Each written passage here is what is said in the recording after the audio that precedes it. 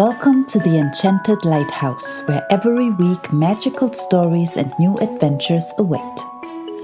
Join our group of 7 wonderful animal friends as they bring tales about friendship, mystery, and wonder to life. From unexpected guests to heartfelt conversations under the moonlit sky, each story holds a gentle truth. We are so glad that you are here. Now let us begin.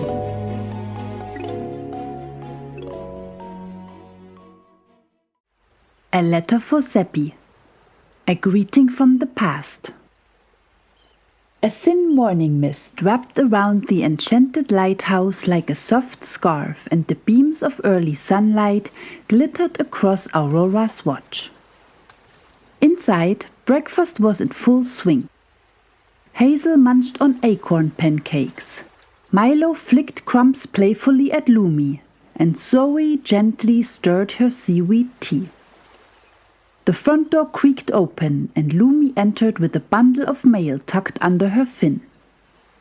"Letters for everyone," she announced, laying them out on the table. Theo picked up a delivery schedule.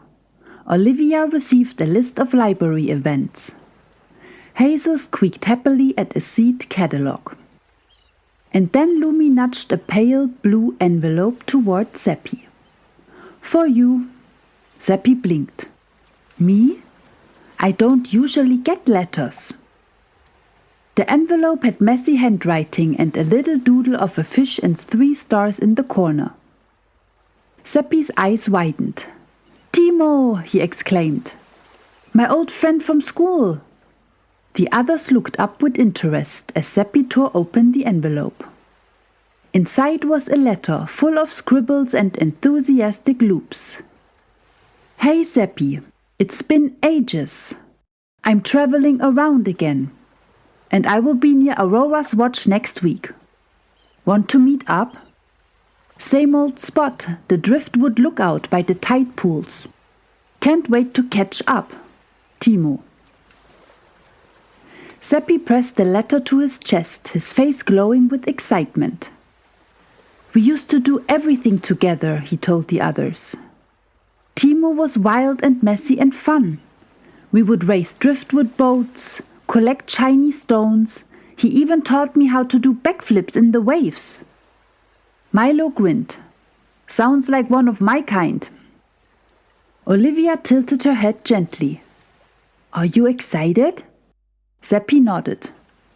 "So excited. I thought he forgot about me, but he wants to see me again." Theo smiled warmly. "Then we will help you get ready." And Seppi couldn't stop bouncing all morning long. Preparing for a long-awaited reunion. For days, Seppi prepared for the reunion as if it were a festival. Hazel helped him pack a little pouch filled with favorite memories.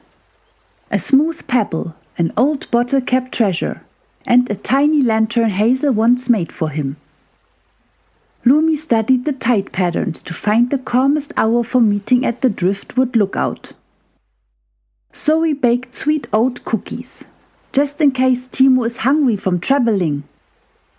Milo even attempted to teach Seppi a new trick. "If Timo asks what you have learned, show him this." The trick unfortunately involved 3 shells, a mistimed flip, and Seppi landing in a bucket. Still, Seppi laughed. "I just want to see him, even if we just sit and talk." The evening before the meeting, Seppi sat with Theo on the balcony, watching the sunset paint the waves gold. "Do you think he will really show up?" Seppi asked quietly. Theo's glow softened. "I hope so. But remember, no matter what, you are not alone. You still have all of us." Seppi nodded, feeling brave. Waiting at the driftwood lookout. The next morning was perfect. Calm sea, soft breeze, sunlight sparkling over the rocks. Seppi arrived early, carrying Zoe's cookies and Hazel's lantern.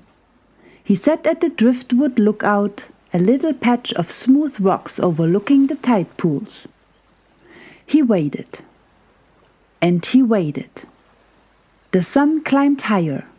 Waves whispered. Seagulls drifted overhead. Seppi traced circles in the sand with his flipper.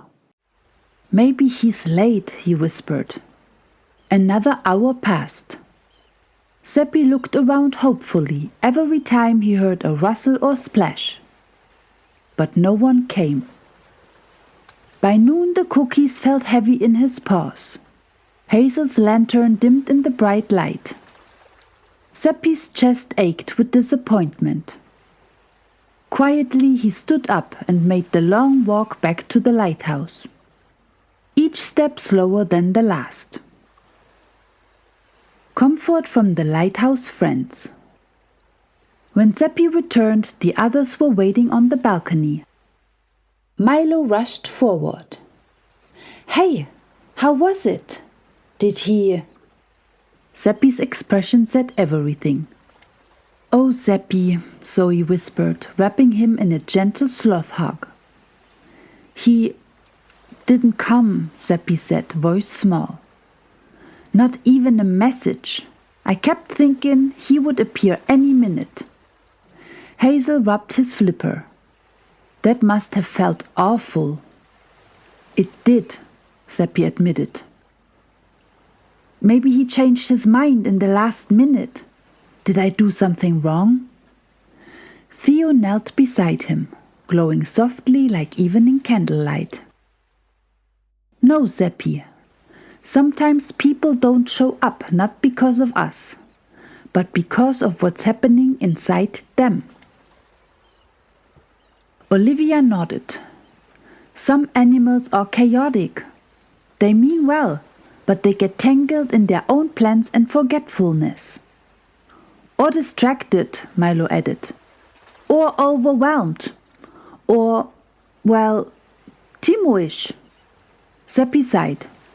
"I really wanted to see him." Lumi placed a flipper gently on his shoulder. "That hope you felt? That excitement?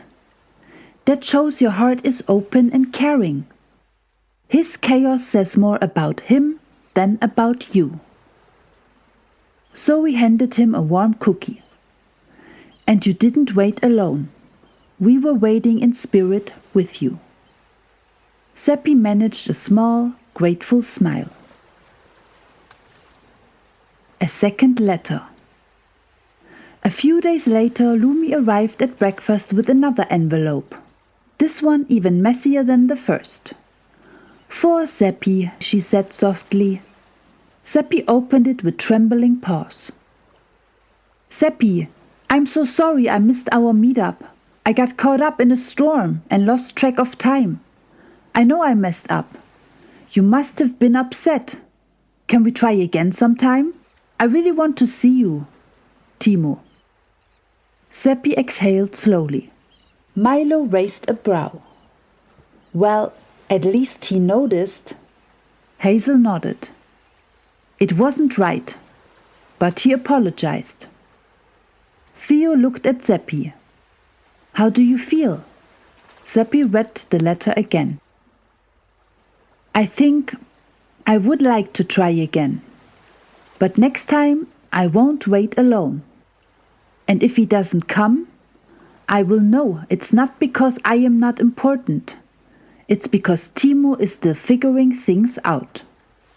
Theo smiled. "That is brave and wise." Seppi stood taller. "And I am not disappointed in myself anymore. I'm just hopeful. Hopeful but cautious." Olivia fluffed her feathers. "A very healthy balance." Zoe offered him another cookie. "And no matter what, we will be here when you get back." Seppi hugged his friends tightly, his heart glowing like Hazel's lantern. "Thank you.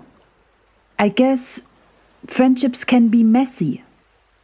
But I am learning I can still care without losing myself.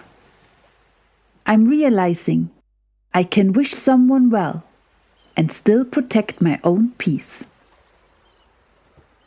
Every story has something to teach us. What did we learn today? We have learned that some friends are like storms, full of energy, unpredictable and sometimes unreliable. Their chaos isn't a reflection of your worth. You deserve to be shown up for, appreciated and valued. People show love in the ways they can, not always in the way we hope. And a missed meeting doesn't mean you are forgotten, but it reminds you to cherish the ones who truly show up.